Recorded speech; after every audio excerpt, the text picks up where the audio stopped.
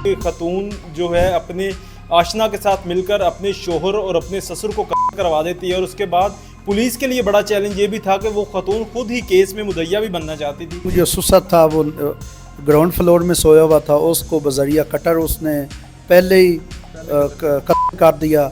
जब वो ऊपर गया तो उस वक़्त वो उधर उसका खामे था तनवीर, वो भी नशे की हालत में था। कहते हैं ना कि जो इश्क होता है वो अंधा होता है।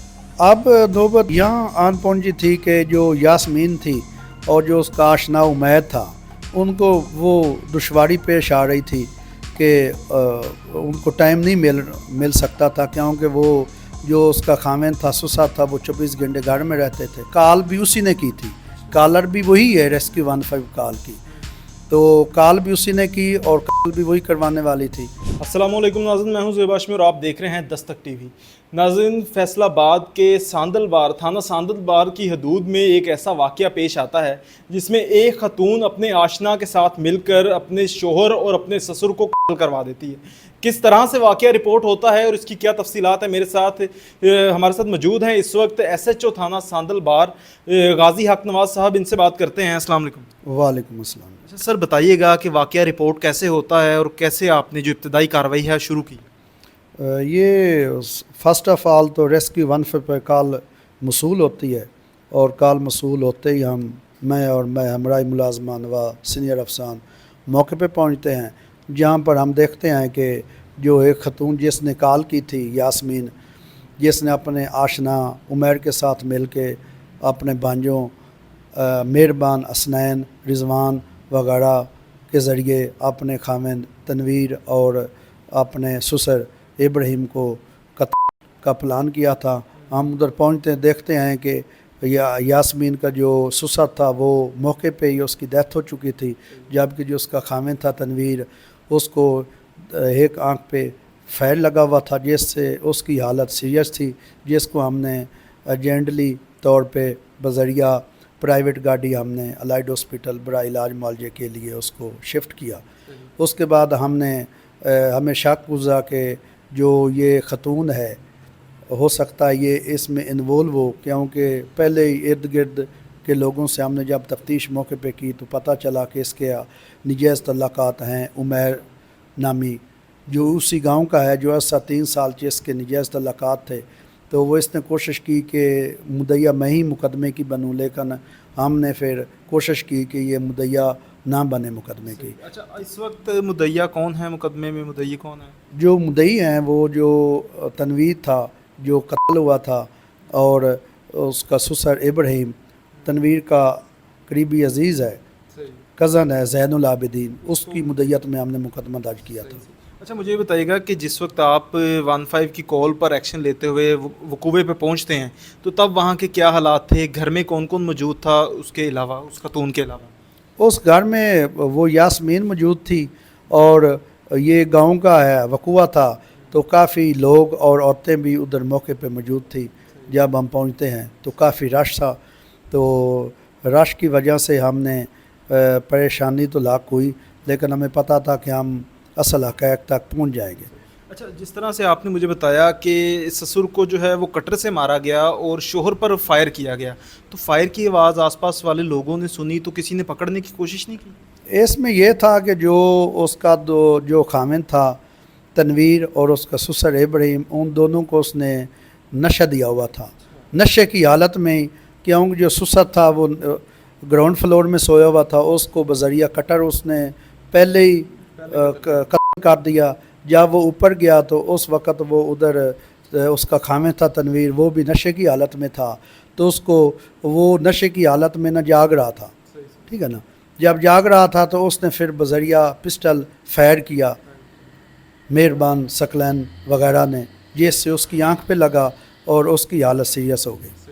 अच्छा, इब्तदाई तौर पे इस खतून ने जो कि घर में मौजूद थी, इसने क्या बयान दिया था पुलिस को? इसने बयान तो यही दिया था कि नामालूम मुल्ज़मान ने बजरिया फायर कटर ये मेरे खामिद और मेरे ससुर को कत्ल करके और मजरूब करके फ़रार हो चुके हैं। और ये जो खतून है इसका पहले कोई क्रिमिनल रिकॉर्ड या कोई ऐसी चीज़ इनसे पता चली? पहले इसका क्रिमिनल रिकॉर्ड नहीं था, लेकिन चूँकि पुलिस को एक्सपीरियंस होता है جب وہ موقع پہ پہنچے تو ہمیں پتہ تھا کہ ارد گرد کے لوگوں سے اصل حقائق معلوم ہو جائیں گے. جب ہم نے ارد گرد لوگوں سے معلومات لی تو ہمیں وہ شک گزرا کہ میں بھی ہو سکتا ہے یہی بیوی جو کال بھی اسی نے کی تھی, کالر بھی وہی ہے ریسکیو 15 کال کی, تو کال بھی اسی نے کی اور کال بھی وہی کروانے والی تھی.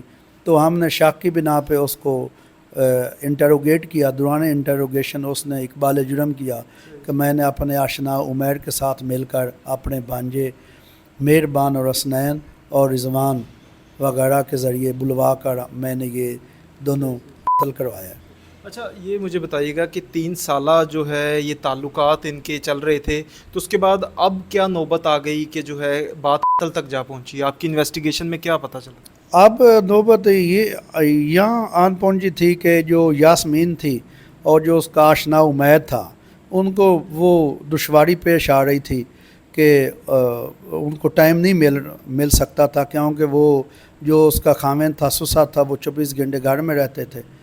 تو اس لیے انہوں نے یہ پلان کیا کہ ہم ہمیشہ کے لیے اپنے خاوند اور سسا سے جان ہی چھڑوا لیں اور ہم آپس میں شادی کر لیں گے. تو کن دفعات کے تحت جو ہے وہ پرچہ کاٹا گیا اور ان لوگوں کو جو ہے اریسٹ کیا گیا؟ جو دفعات تھیں وہ 302, 324 اور 34 کے دفعات کے تحت ہم نے مقدمہ درج کیا تھا, اور ان کی سزا بھی ہو سکتی ہے, عمر قید بھی ہو سکتی ہے, اور بھی سزائیں ہو سکتی ہیں. تو انشاءاللہ ہم نے جوڈیشل کر دیا گیا انہیں, ابھی عدالت میں پیش کیا گیا ہے؟ یہ عدالت میں ہم نے پیش کر دیا ہے.